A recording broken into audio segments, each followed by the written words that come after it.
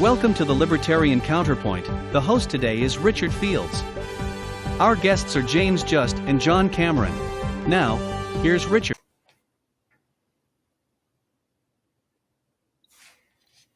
Can't hear you, Richard. Now you can hear me. Welcome yes, to the Libertarian Counterpoint. Gail, let's start over again. I think I hit the unmute button at the same time as you hit it. You hit the mute button. Welcome to the Libertarian Counterpoint. The host today is Richard Fields. Our guests are James Just and John Cameron. Now, here's Richard. Welcome to the Libertarian Counterpoint.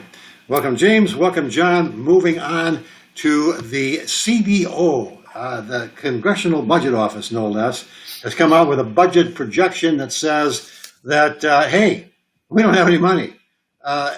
And the interesting thing about it, I thought, was that the budget projection essentially says that not only do we not have any money going forward, but the reason we don't have any money going forward, or one of the reasons, and of course, this was done pre-COVID lockdown, so it was before all of the drastic machinations of the last 12 months or so.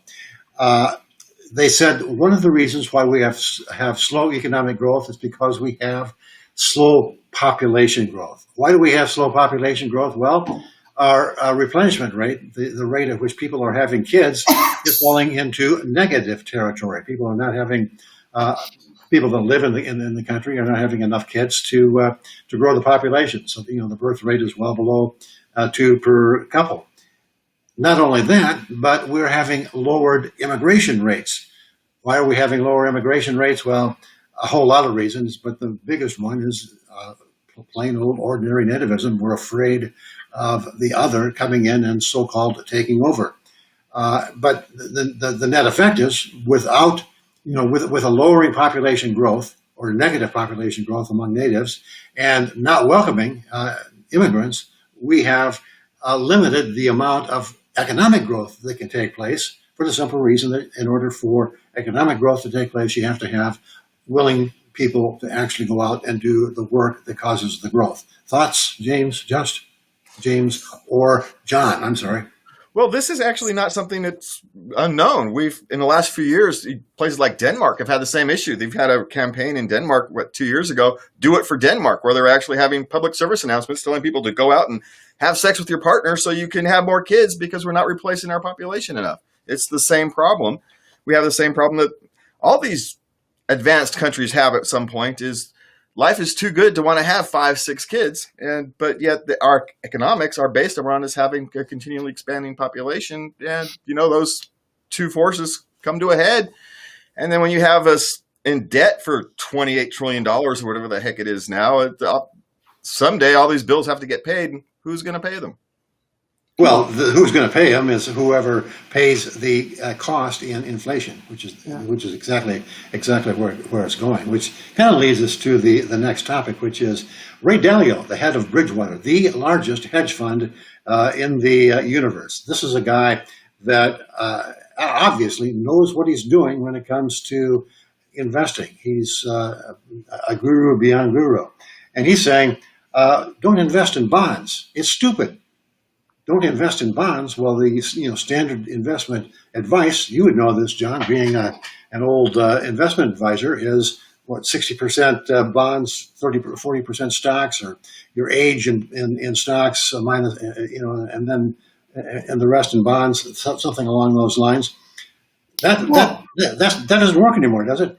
No, well, and it hasn't worked for a while. I mean, basically, even though the stated interest rate isn't negative, the effective interest rate, I think the number Dalio in the article you were kind enough to send around to us said that if you invested your money in bonds and factored in inflation, even the official number, it would take you something like 500 years to get a return on your investment. So.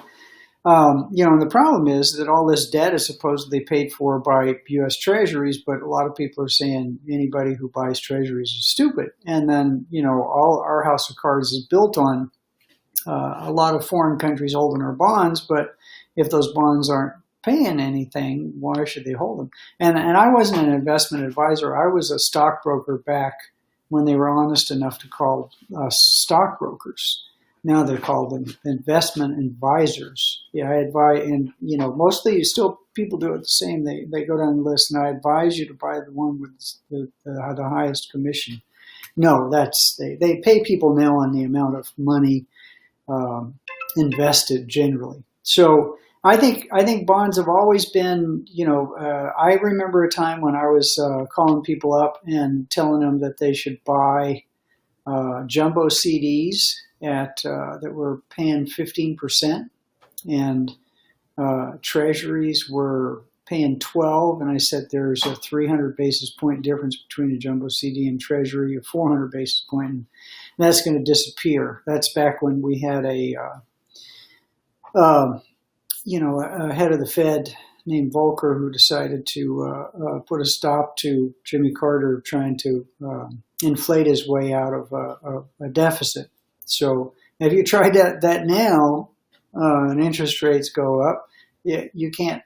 I mean, all the numbers that we're looking at are based upon the idea that interest rates are going to be pretty much realistically zero. So if you had to pay 5% on that $27 trillion, guys, do the math, then interest alone would be $1.5 trillion.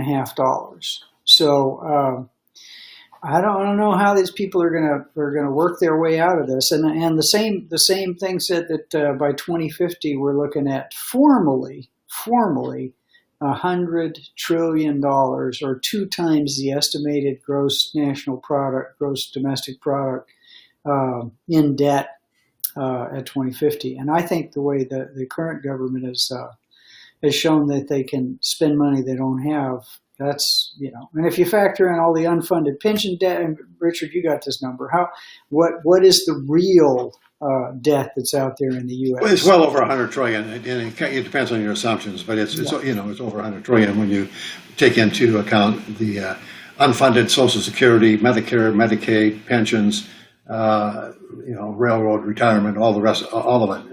It's well over 100 trillion. Yeah. The other interesting thing about this whole mess is that we had a conversation a few shows ago about the intelligence of the American public to figure out what's going on and not to put up with this. I just came across an article in the Washington Post, no less, that says that congressmen or Congress critters are as popular now as they've ever been. They're reaching a new height in popularity. Why? Because they're voting to give $1,400 payments to the people. Well, that new height is pretty low, though. That new height is an awfully low number. True, but it's moving in the wrong direction, given what Congress is doing. It brings to mind the Tocqueville quote, which is, a democracy will only last as long as Congress doesn't figure out that they can buy elections from the public purse. And that's exactly what Congress has very gradually but convincingly done over the last 20, 30 years, and certainly it's accelerated just in the last year or two. Yeah, well, I think it's not even a secret. What did they say in the Georgia election after the November election? It's you vote for the Democrats and you'll get $2,000, and then of course a week later, the $2,000 became $1,400. So they're not even hiding it anymore, Richard. They're just openly doing it. They say, "Here's some money. Vote for me. Here's some money." Yeah, and the fact that the government schools have actually dumbed down the populace to the point, and then you go to the how many universities teach the German School of Economics now in the country? 2. Austria, you mean? Austria. Yeah. 2, as far as I know. George Mason and Hillsdale. Yeah, now they're starting to teach not only Aztec gods as deities here in California schools, but they're teaching modern monetary theory as if it were a fact. They taught Keynesian theory, and even Keynesian theory would buckle under the amount of debt that their money they're printing. So they had to come up with a new fallacy to teach to people, and it just shows that people in government do not care about the voting populace. They do not care about the well-being of the country. They do not care about children or old people. All they care about is getting elected so that they can take money from one group of people and give it to the people that help them get in power and stay in power. And that's it's even more. I'm even more cynical than that. They care about getting elected so they can get in the turnstile between big lobbying interests and government, so that they can be in government for 2 or 3 terms. Then they can go to work for Lockheed or the hospital lobbying association or the education lobbying association, whatever it is, and get paid the big bucks because they know the people in government and they can twist arms effectively. That's what politicians are all about anymore. And then they only all the way from the state house to the presidential level.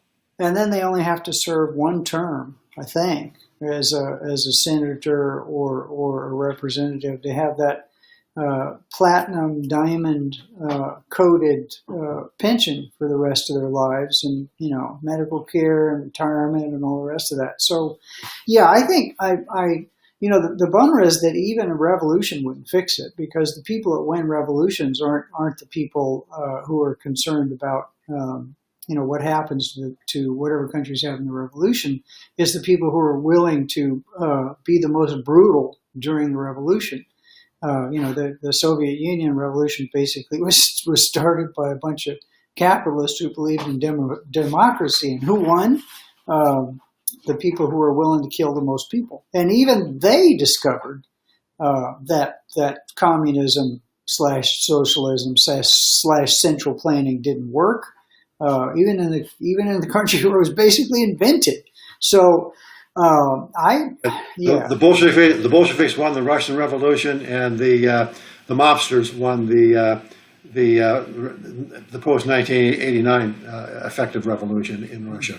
Yeah. So now you've got mobocracy, which is slightly better than communism, but not a lot. No, and we're I don't know what you'd call what we have here. It's a strange world. It's mercantilism. It's it's the rule of the large institutions over the individual and small market or small business. Which brings up the issue of how, especially with all of the lockdowns, we have big government stacking the deck tremendously in favor of large corporations. I'm talking Amazon, I'm talking Costco, I'm talking Facebook, Microsoft. All the FANG stocks have done exceedingly well, both in the stock market and in the real market, in the real economy, as a result of the lockdown. Main Street, mom and pop stores, not so much. I absolutely agree that's the case, and my cynical view of that is it's even more simple than the mercantilism you're talking about. People who are entrepreneurial, who start and run small businesses, which 50% of the jobs in this country are in small businesses, do not vote for big government. They do not vote for big government institutions. They don't vote for handouts. There are people who believe in bootstrapping. And so those in power absolutely do not care if their doors are closed and their employees starve, and they starve.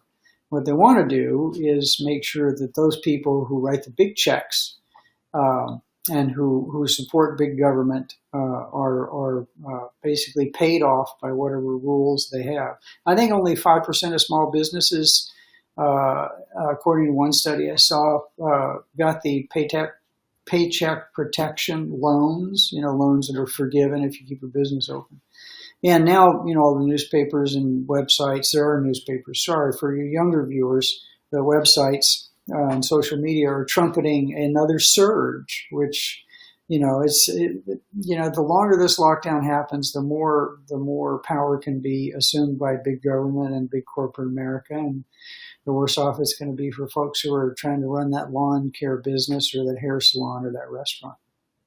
Yeah, there was news breaking just as this show started that Biden has asked Americans to continue to be masked up and locked down, and for the states not to open up for another who knows how long.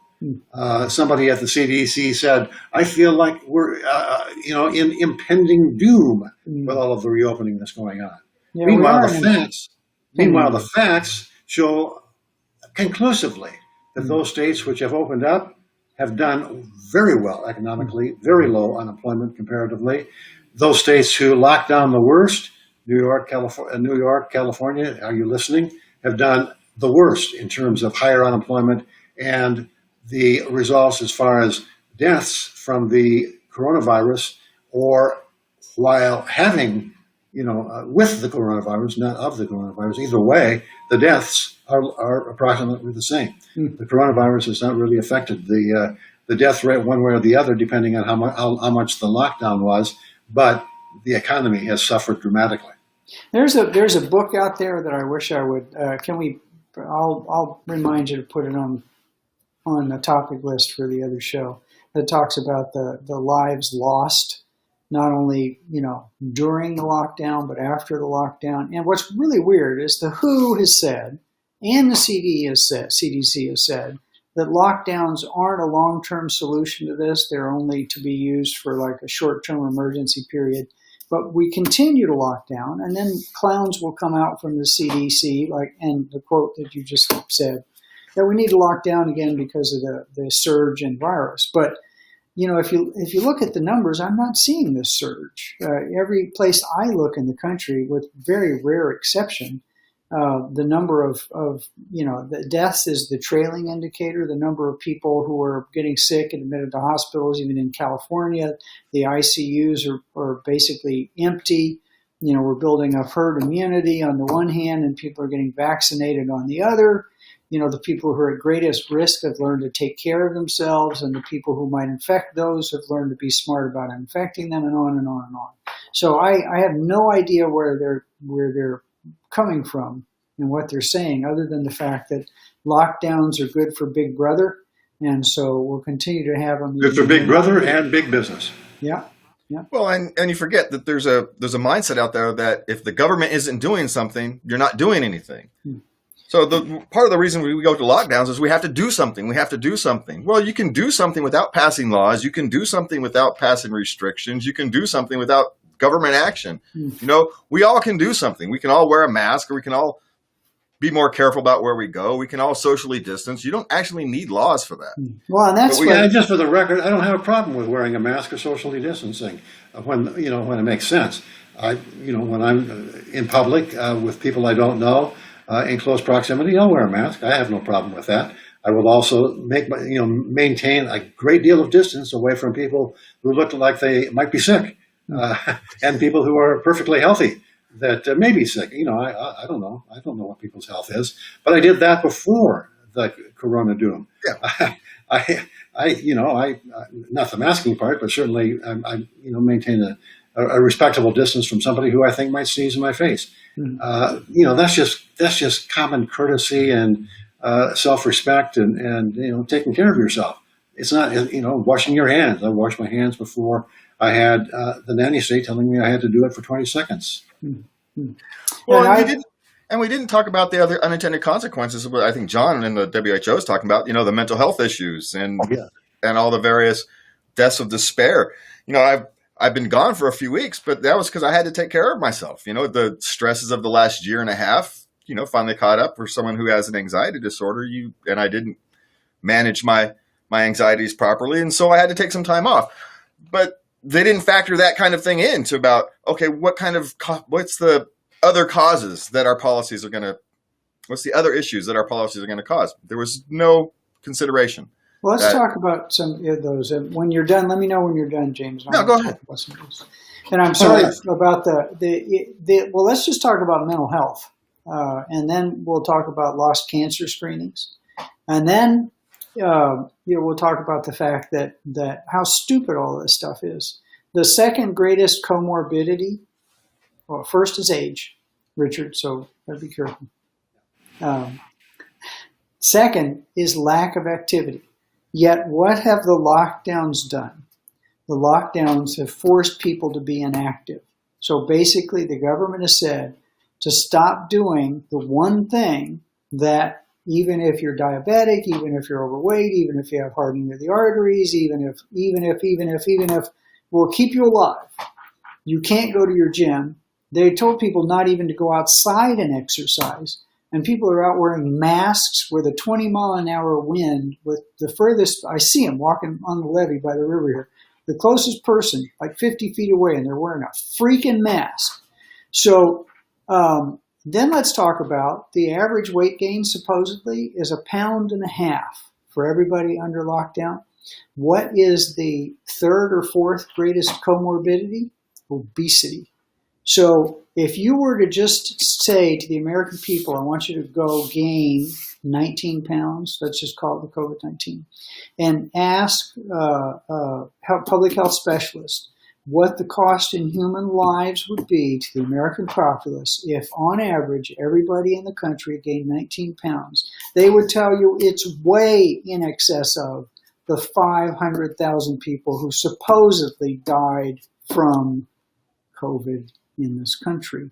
And that doesn't count the mental health aspects. And then let's throw in the missed cancer screenings, which is probably, conservatively, another 200,000 lives. So this makes absolutely no freaking sense at all. Well, it's also quality of life there, John, because just some of us have missed. We lost out on our cataract surgery, and if you're on government health care, you've now got to have to start all over again. And it's going to take another 1.5 years to get your cataract surgery scheduled. So when you run into somebody on the road because you can't see, that costs. There's another death. One of the things that we have, or that we thought might happen during a Biden administration was use certain medicinal products to relieve anxiety. I'm talking about cannabis. That doesn't seem like it's going to be happening, at least not as readily as some hoped. We're seeing the Biden administration up and fire anybody who put on their job application that they had in the past used cannabis. That is, except for Kamala Harris and Pete Buttigieg. Oh, and his son. His son, they were, cocaine. oh, okay. They were accepted or accepted. What is it with the Biden administration that they can't even get civil liberties right? Of course, I guess we knew that. We knew that old Joe was a drug warrior from way back. Yeah, no, he's a drug warrior. He's personally responsible. I think we can pin 1 million black men, at least in prison, right at his doorstep because of his insistence of taking the war on drugs and making it even more diabolical than it was. It's probably more like 5 million over the course of the time that this war on drugs has been in, and the fact that Biden hypocrisy at the highest possible level. His son should have gotten out of the military with a dishonorable discharge because he was caught using cocaine while in the Navy. If he'd have done that, then anyway, the stuff that I can't believe that despite Trump being the alternative, I still can't believe anybody voted for the guy. It's insane. No, sorry, I'm going off on a rant here. It's just crazy how the low level of hypocrisy and elitism that this organization has, that this current government it's sickening. It's absolutely sickening. One of the things that's feeding into the whole malaise that I hate to use a Jimmy Carter term, but the problems the country is facing is that people think they have a right to health care. They think they have a right to food. They think they have a right to shelter. All of these are a right to something, or positive rights. And in a real and just world, there are no positive rights. You have negative rights. You have the right, essentially, to be left alone. You have the right to not have someone else control your speech. You have the right not to have somebody else control what you write. You have the right to practice religion and not have somebody else tell you what religion to practice, et cetera, and so on. Negative rights, things that the government can't do to you or do for you, or have other people do for you. You have basically the right to be left alone. I'm thinking that, this misunderstanding and miscategorization of what you have a right to is kind of underlying the entire cultural problems that lead to the political problems. Well, it's actually understandable if you think about it.